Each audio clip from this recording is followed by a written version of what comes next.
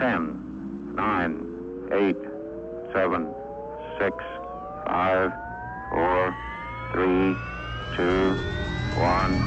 Liftoff.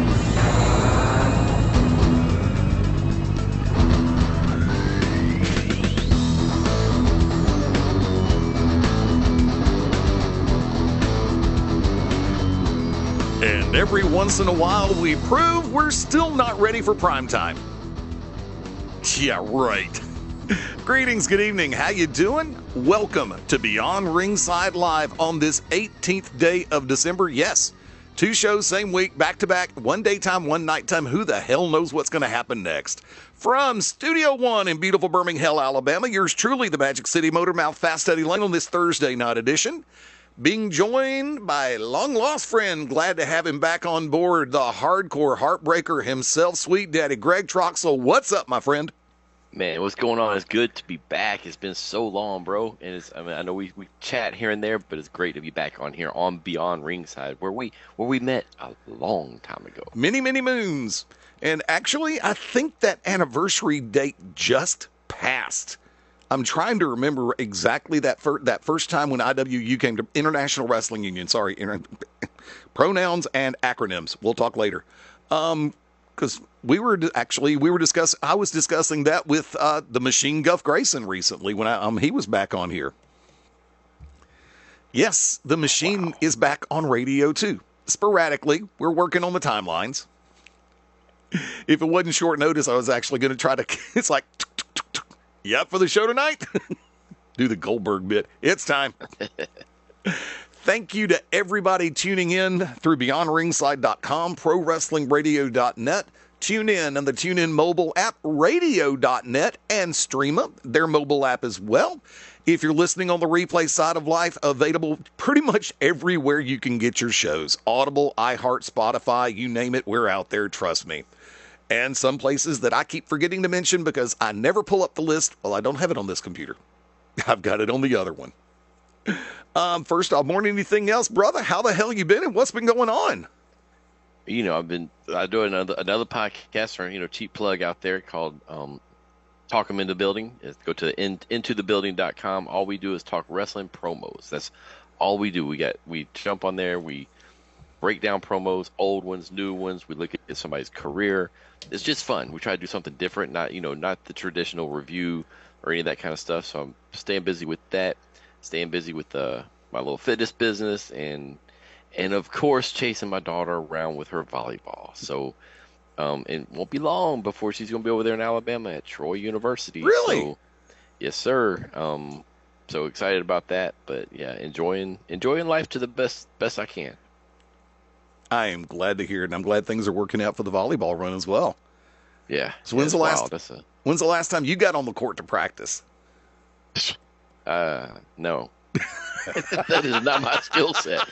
I help work on that vertical strength and conditioning, footwork and agility. I got all that down. Pop me on that court, all I can do is throw it to you. That's about it. There you go. I'm not a volleyball person. I can serve, and if I'm on the back line, I'm good. If I'm on that front line, I'm doomed. At 5'8", there's people that can smash that thing right over my head, if not right into my face. Mm-hmm. It's been done before, many, many moons ago. Plus, I always had a hard time. Give me sand, give me ground, I'm good. If you put me on very hard surface, I got to remember how to take a bump the hard way first without killing a shoulder. A lot going on, especially this week. We're heading into chaos. Of course, we're coming right off the situation with SNME. Personally spoke about that one a little bit yesterday, but Greg, I want to get you in on this one before we tackle some of the stuff that was originally set up. Your thoughts, Saturday night's main event, everything that transpired, and the final match for John Cena against Gunther. I mean, overall, I thought it was a showcase of talent. It was exactly what it should have been, and I'll break that down from a business standpoint in a second. I think the cool thing is Cena's the one that dictated what that looked like from top to bottom, like making sure you had the current stars against the future, and then his match I think is exactly what it should have been too. Was I disappointed at the end? 100%. But guess what? I was also disappointed when Cody lost the first time. And there was a storyline that came out of that. And there's a storyline that's coming out of this because wrestling doesn't stop because Cena retired.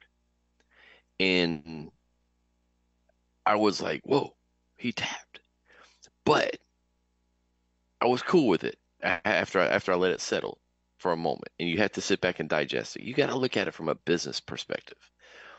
There's a lot of people, myself included, who had friends who are like, wait, Cena's retiring? How do I watch it? Oh, okay, I'm going to watch that. Who are not fans, who have not been keeping up with it. So you have to give them a reason to come back. And everybody who was on that card gave you a reason to come back. When I tune in, I'm like, oh, wait, I'm a lapsed fan, but wait, that's Dusty's son?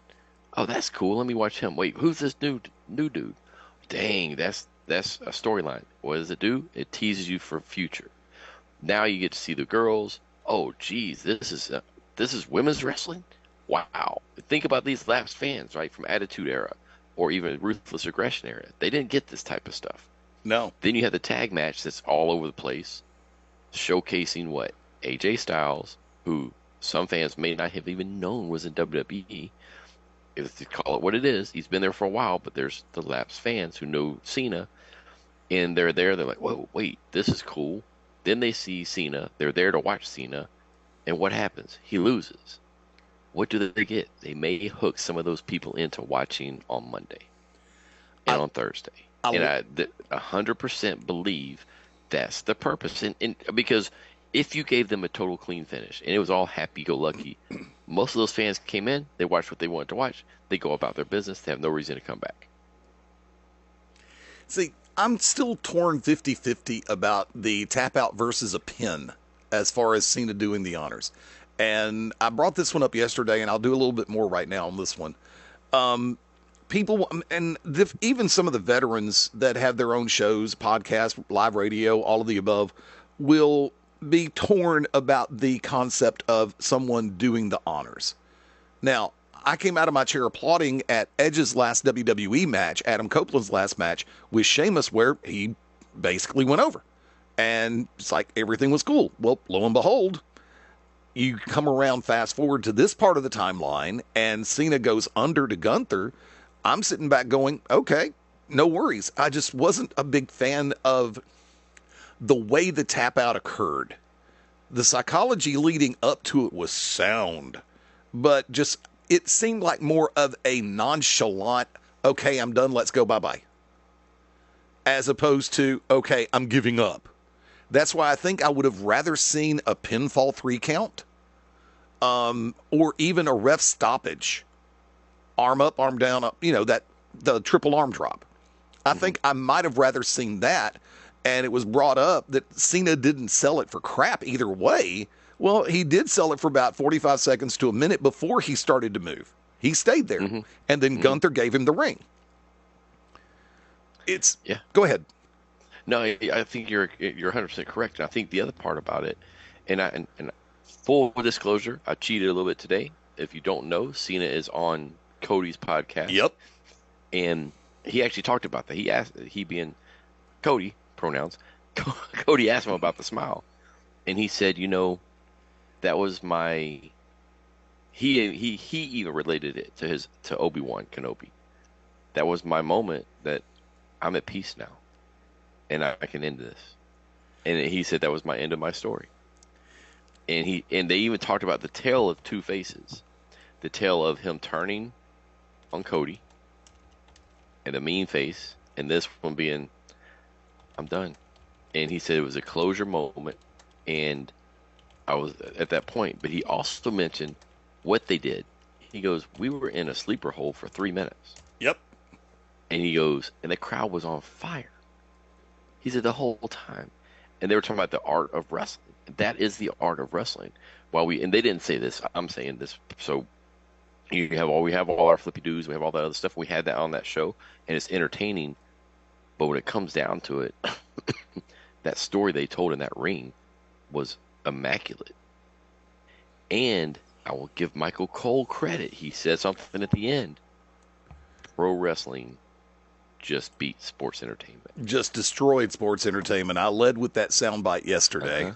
And I'm like, that term was awesome. And the fact he said it was like, wow. And the thing is, I like the shock, the awe, and I said this on into the building the other day, because of course we had to talk about that a little bit, and I said I had the same feeling, almost the same feeling I had when Cody lost to Roman the first time, and I was like, ah.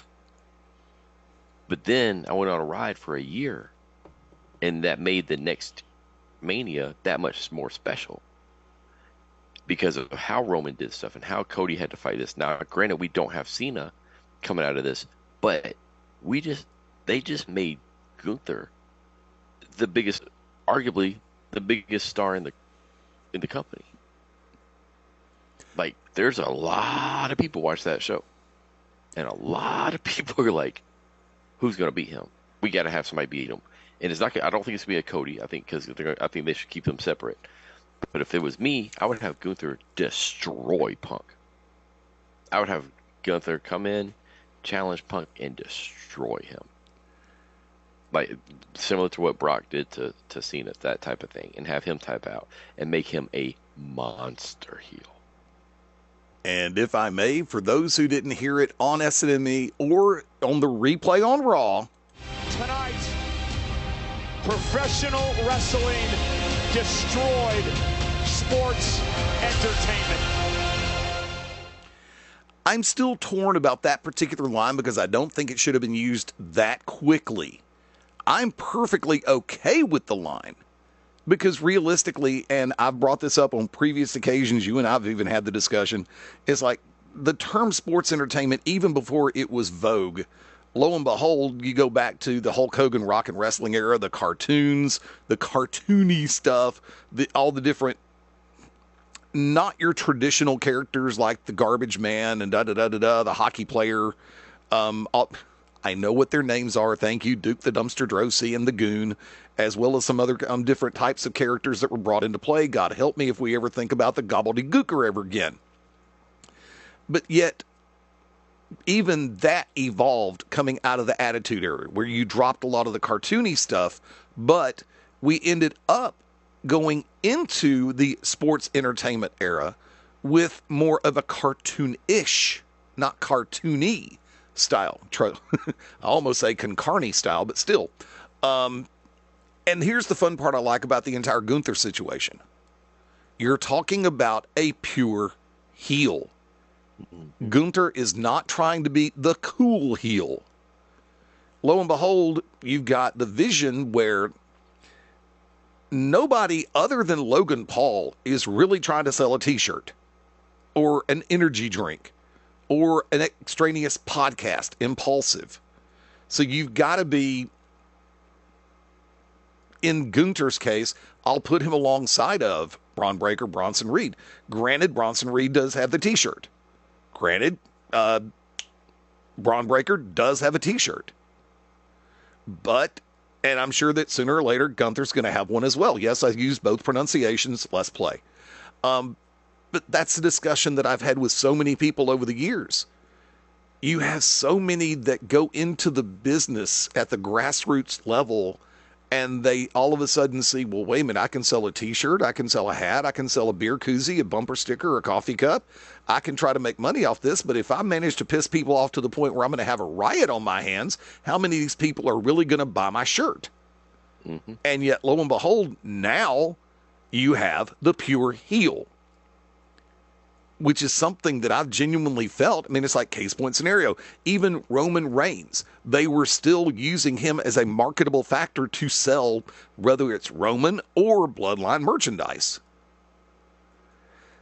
Heels don't sell. I will argue one thing about Roman. Go ahead. Roman did not try to be the cool heel. No. Bloodline made him a cool heel. Yes. And so that whole time, while they had shirts out there for sure, because I've always been a Roman fan, just on the record, even through the whole Big Dog series, that whole thing, I've always been a Roman fan. But yeah, they had some shirts out there because that's what they do now, right? But it's like, the one thing I'll give him credit for is he was a pure heel with Heyman by himself. Oh yeah, I can see that, but he would pick and choose the spots to where he could try to pop, where he could pop the crowd, but he didn't make it a priority. No, that's true. And the thing I liked about Monday night, Gunther comes out, lo and behold, I made John Cena tap like a little bitch. It's like, Yep. All right, we're going straight after it. I'm good. And see, you have to be careful on moments like that, because remembering when Roman did what he did, especially that match where he went over The Undertaker, he comes out the following night and basically says, this is my yard now. Mm-hmm. It should have been better than it was. And to me, the line was there, the intent was there, the delivery was okay, but the moment fell flat. And Monday? No. Back with Reigns doing it. With Gunther. Okay. Dude, I was fine with Gunther. Even the fact he came back out and jumped on the broadcast table, I was good with that. I have no problem with somebody being a strong enough negative influence on a crowd reaction to where you almost wonder if they're going to cause that riot or not. Or if something's going to get thrown. Please, folks, if you're hearing what I'm saying, I'm not advocating for anybody throwing objects at a professional wrestler or at the ring. It creates, here's that phrase, an unsafe work environment. And not everybody's going to be like Kevin Nash and be able to catch what you're throwing at them, or Scott Hall and do a deflection, even with the hair. But... No, and by the way, this is something I didn't get a chance to bring up yesterday. What'd you think about the fact that it's Austin Theory under the mask? Whatever the speculation was there by so many different people, and it's like I loved watching the comment sections blow up. So many different names were thrown out there, and I'll just go ahead and simply say, I'm glad it's Austin Theory under there. Maybe this can be the restart or the jump start that he needs to get back into a realm, and everybody forget about the travesty that was him and Grayson Waller, which in my opinion is just a vacuum for any type of emotion whatsoever whenever he touches the mic. In ring, okay. Microphone work, wrong answer. I thought Theory was the shining star of that duo. Greg, your thoughts on that? Theory coming out from under the mask. I love it. And I've heard a lot of criticism from, there wasn't a pop. That's fine. You don't need one. And the thing is about it, it's not like he even looked like Austin Theory. So it wasn't like you could see it's a different person. He's going to have an edge or whatever. I'm glad to see them try to take somebody who has that much talent, that much potential, repackage them, and let's see what we can do with them. And I hope they just take it really seriously. But I love it. I love the fact it was him. And I also love the fact that they kept him off TV forever for this to happen.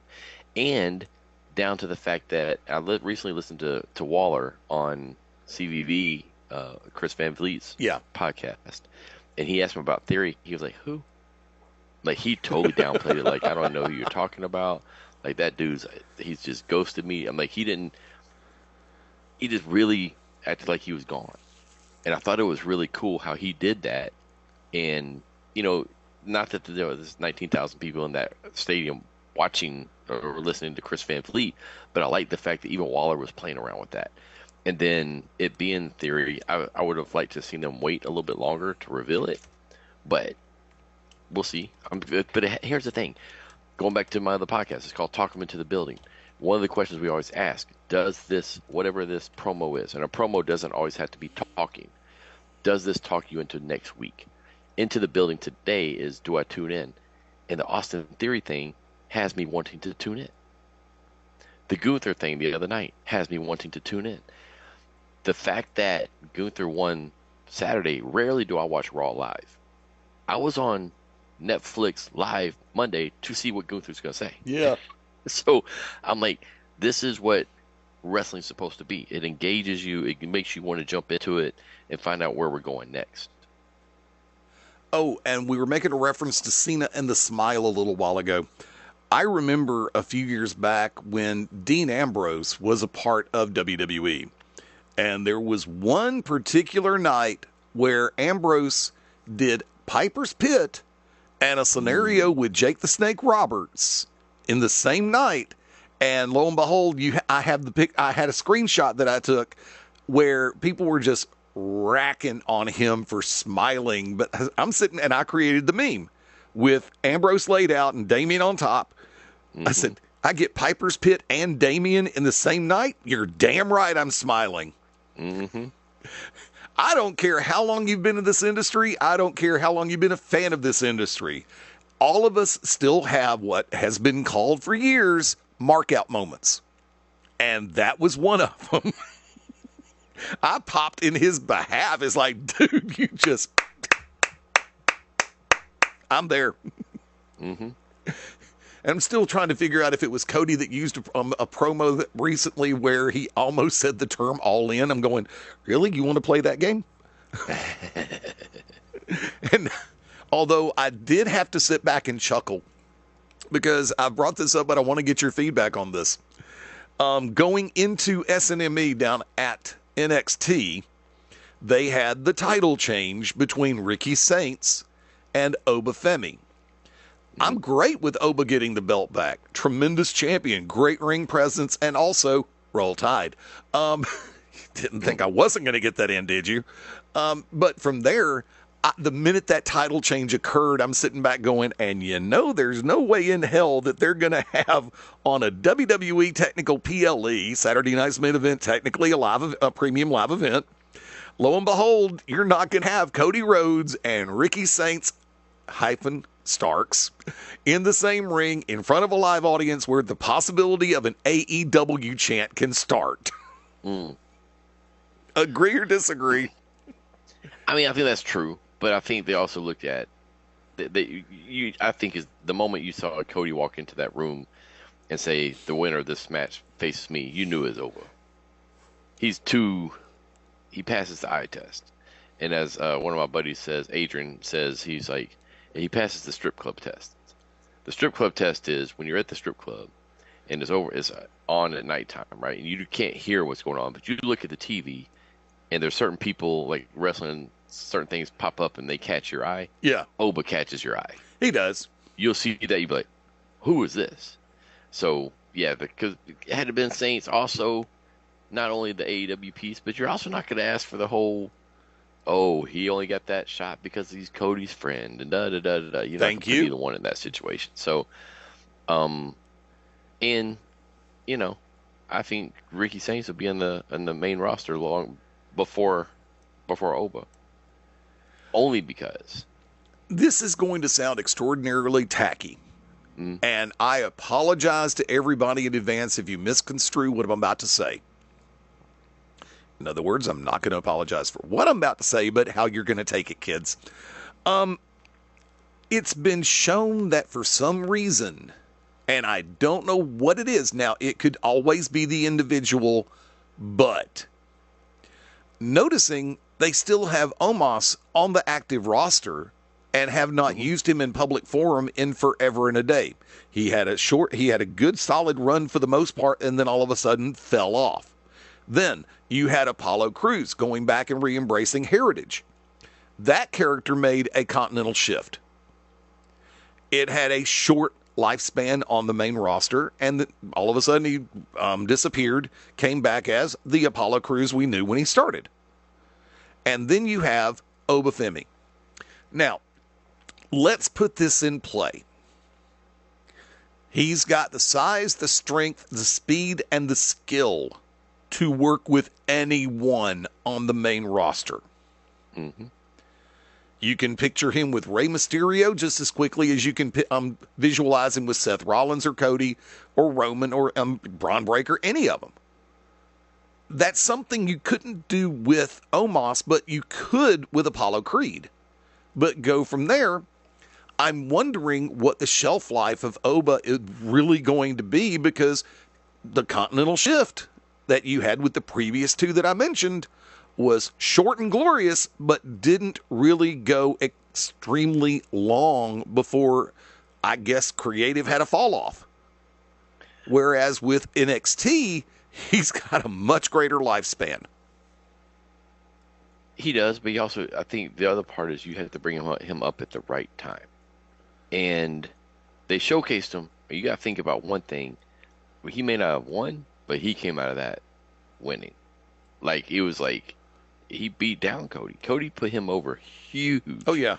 And I think the other part with what you just said, Apollo Crews, I don't know. I don't think he's ever just connected for whatever reason. Omos, I don't know if you paid attention, but on, I think it was a Saturday Night's Main Event where they were showing some highlights of them walking around the town. He's there. Yeah. He was with Randy, and he was on the Undertaker's podcast not that long ago. He's been on other stuff. He was in AAA. So they're going to, I think, if they're smart about it, and this is where I think they have fallen down over the last 25 years, and allegedly they're going to do this with Braun Strowman, that they're going to use them as attractions. Have them come in maybe a month or two, and then they go away. Like, you think about a Big Show. Big Show, to me, his whole legacy is hurt because of all the crazy stuff they did with him. And he was never going to surpass Andre because Andre was an attraction. Right. And the territory system is very different, but you could bring in an attraction. They could come in, they could go. You can't overstay your welcome because at some point they got to lose. Think about the Road Warriors in WWE. At some point they had to lose. The Road Warriors were much, much more over when they were in and out, in and out, in and out. And that's what you have. I think you have to do with these kinds of guys, like a Braun Strowman or Omos. They're just different. But if he's around all the time, he has to lose, and it kind of doesn't make sense, you know. And when you've got powerhouses like that, but you bring up the Road Warriors, which is one of my favorite topics on this, because you have a situation where they were unstoppable for the longest amount of time. A lot of the time because of the fact that they were working with enhancement talent, 1 minute, 2 minute, at the most 3, depending on exactly who it was. Depending how well those people were willing to work with them. Because remember, I believe it was AWA that Steve Regal and Jimmy Garvin finally defeated the Road Warriors for those tag belts, and then you had Austin Idol and Jerry Lawler defeat them for a different set of tag belts, World Tag Team Championships in a different area. I think that was Crockett NWA, give or take. And by the time they finally got up to WWE, you could only have so much of that indomitable run. Of course, we're also dealing with Vince in that circumstance where if he didn't build you, he's going to find a way to tear you down, and by golly, he did. Yeah, but it took a lot. But I will say he gave them a good chance. But their built-in storyline was awesome. The fact you had Demolition, and Demolition was saying, you're the copycats, that was a beautiful storyline. But it was like... But the thing is, it's one of those things. Demolition was the same way. They were dominant, and then at some point they had to not be dominant anymore. And yeah, you just kind of start killing off characters. Like if Andre had stayed, you look at Andre's last few years in WWE. Yeah, he was undefeated. He was an attraction. He's an attraction. He wasn't on TV all the time. He was on those Manias and stuff like that. And then he goes, he loses to Hogan. Then he becomes a tag team. Then he has to lose to Warrior. He starts having to lose. Part of the luster comes off, and that's what made WrestleMania 3 so special, because you hadn't seen the slam on mainstream. You hadn't seen Andre lose. Yeah, because then later on you start seeing this, and it's like, it wasn't as cool. Yeah, because they made the line in particular that Andre had never been body slammed, and lo and behold, I know for a fact that he had on some of the more the regional and the territories, but never really on a national platform, so to speak. Right. So that's the part that always gets me, is if you didn't see it on national TV, it didn't happen. Of course, Vince's logic was, if you didn't see it on my TV, it didn't happen.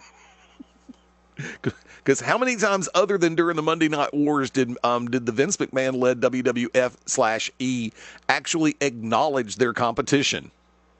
Never. No. And to me, I always prefer that way of doing business.